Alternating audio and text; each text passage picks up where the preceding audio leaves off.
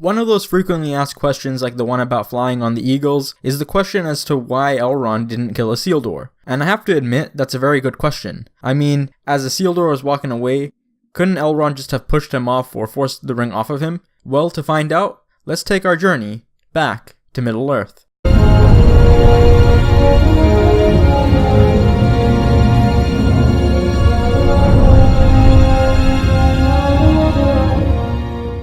Welcome, my lords, to Middle-earth Lore, the new YouTube channel that has an answer, or will have an answer, for some of your burning questions, and for your pure entertainment. Now, when Isildur was escorted to Mount Doom by Elrond himself, he gave in to the ring and let it consume him. Elrond was just standing there, and could have easily pushed him off with the ring. Unfortunately, it's actually not as easy as it sounds.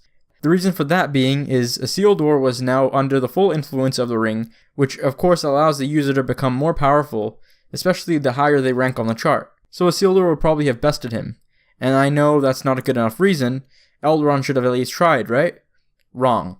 It's because of this very chart that the Eagles wouldn't be able to take Frodo straight to Mount Doom, and because of this chart that Elrond wouldn't be able to even come near it.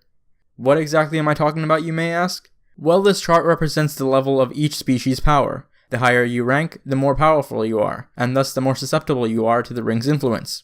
And that's why hobbits like Frodo, Sam, and Bilbo are able to hold it, and the effect is very little on them. Now you may argue that, no, Frodo was affected by it, and he almost did the same as Isildur. Though that may be true, since by the end of it, Frodo had it for 18 years, one of those years being in his pocket or around his neck the whole time. One other reason may that he probably wouldn't have killed Isildur because he is the king of Gondor, and he is a good friend of his. And even if it makes sense to do something as such, it's much easier said than done.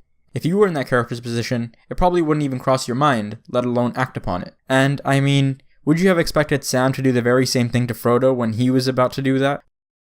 Thank you all so much for watching. I hope that cleared up any misconceptions, and if it did, leave a like.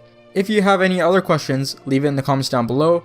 Subscribe and ring the bell to be up to date with all my latest videos, and until next time, I bid you farewell.